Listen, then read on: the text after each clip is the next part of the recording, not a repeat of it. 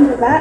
Sebelumnya kami dari SMA Negeri 1 Kandet ingin melakukan wawancara kepada Bapak dengan topik menjaga persatuan dan menghargai perbedaan dalam kebinekaan. Sebelumnya perkenalkan dulu, nama saya Fadilah dan rekan-rekan saya Novita, Jessica, Anginta, Sadewa, saya Dimas. Ya, sebelum ke pertanyaannya, apakah Bapak boleh memperkenalkan dirinya terlebih dahulu dan pekerjaan Bapak? Oh iya, nama saya Agus Santoso. Saya asli warga Desa Ndukuh. Kalau kerjaan saya sehari-hari, saya sebagai sekretaris desa di pemerintahan Desa Ndukuh. Dulu saya pernah belajar dalang. Belajar dalang. Cuman karena sekarang keseharian saya menjadi sekretaris desa di pemerintahan desa kami. Baik, kita langsung ke pertanyaannya. Boleh? Kita ada beberapa pertanyaan. Pertanyaan pertama ada, menurut Anda apa sih persatuan itu? Ini persatuannya dalam bentuk menghargai suku dan budaya yang ada di Indonesia.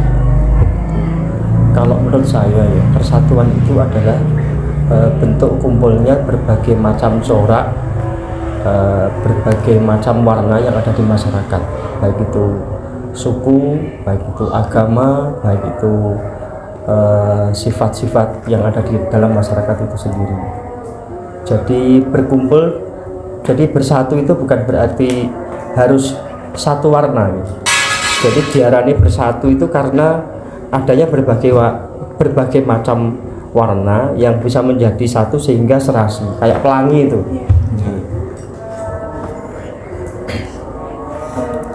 Selanjutnya pertanyaan kedua, bagaimana Anda menyikapi persatuan itu?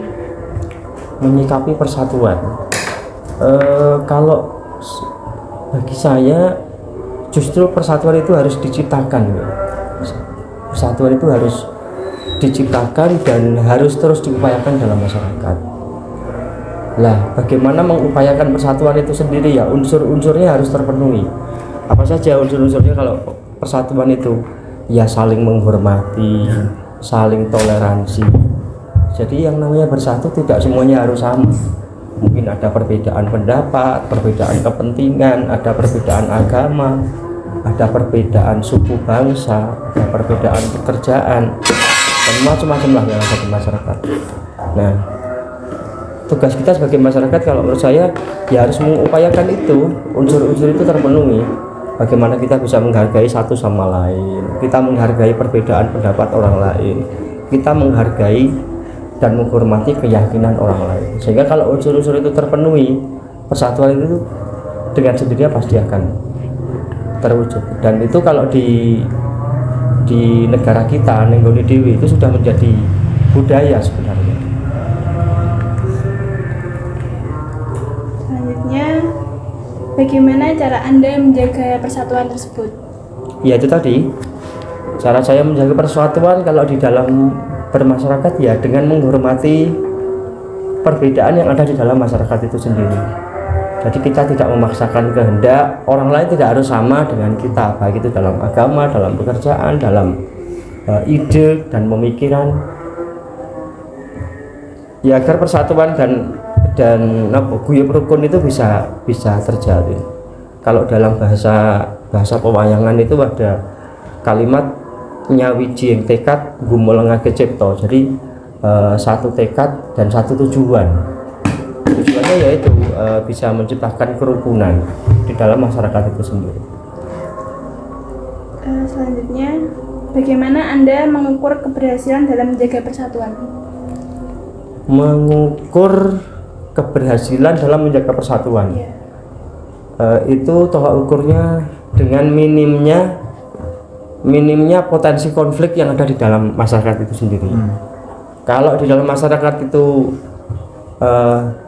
tidak ada konflik nih, tidak ada konflik, terus gotong royong itu tercipta, mudah saja kalau dilihat. Kalau di masyarakat kita itu mungkin kalau ada orang bangun rumah, mungkin kalau ada kerja bakti, kalau ada orang yang meninggal, kalau ada orang sakit saling menjenguk, kalau ada orang kesusahan saling membantu, itu bisa terukur dari situ. Kalau ada permasalahan bagaimana di dalam lingkungan itu sendiri guyup untuk bersama-sama menyelesaikan itu. Selanjutnya, bagaimana Anda mengatasi perbedaan pendapat dalam persatuan? Mengatasi perbedaan pendapat dalam persatuan itu ya dengan itu tadi, mengakomodir semua perbedaan di dalam masyarakat. Kita tidak mungkin bisa menyamakan semua orang ya, tapi kita bisa menghargai perbedaan itu sendiri, sehingga perbedaan itu akan menjadi kekuatan, bukan untuk menjadi jeruji tajam yang harus dipermasalahkan. Selanjutnya, apa yang Anda akan lakukan ketika Anda melihat tanda-tanda ketegangan atau konflik yang dapat mengancam persatuan?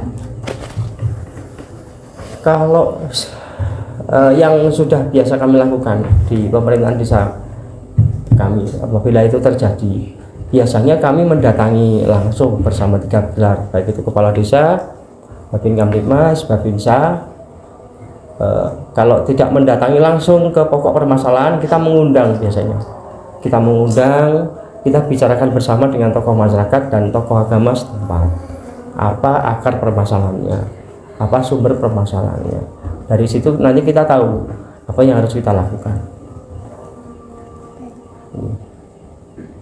Lalu, bagaimana Anda memastikan bahwa seseorang itu merasa dihargai dan termotivasi untuk berkontribusi dalam menjaga persatuan?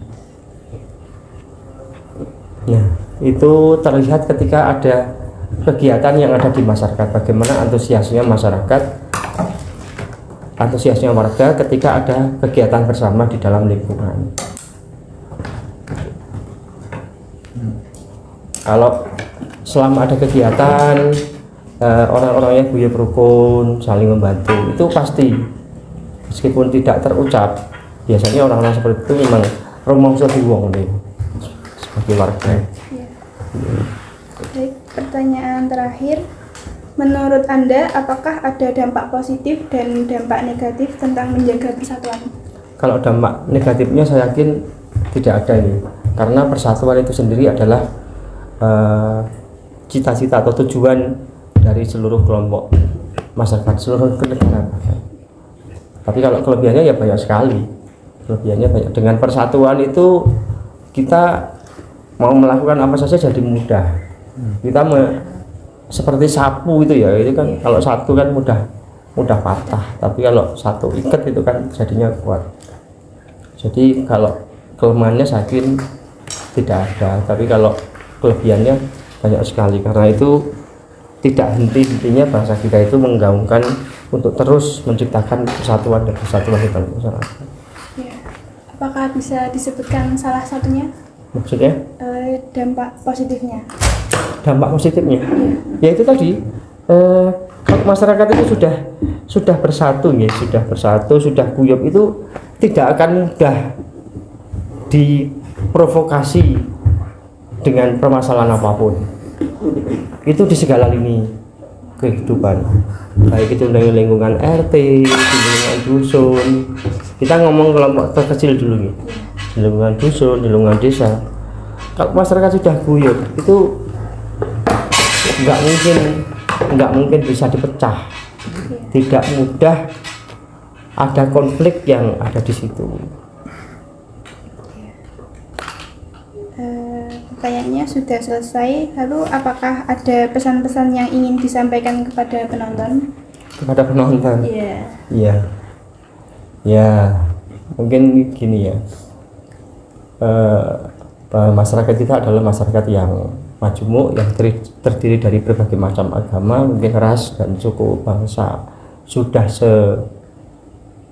seharusnya bahwa kita saling menjaga, menghormati, agar guyup rukun dan kegotong royongan di dalam masyarakat itu bisa diciptakan, dan kedepannya persatuan dan kesatuan itu bisa diwujudkan. Karena kalau itu tercapai, insya Allah tidak ada potensi atau konflik yang serius yang terjadi di masyarakat kita.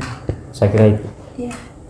Baik, terima kasih Bapak Agus sudah menjawab pertanyaan dari kami. Sama-sama. Dan terima kasih juga sudah meluangkan waktu untuk kami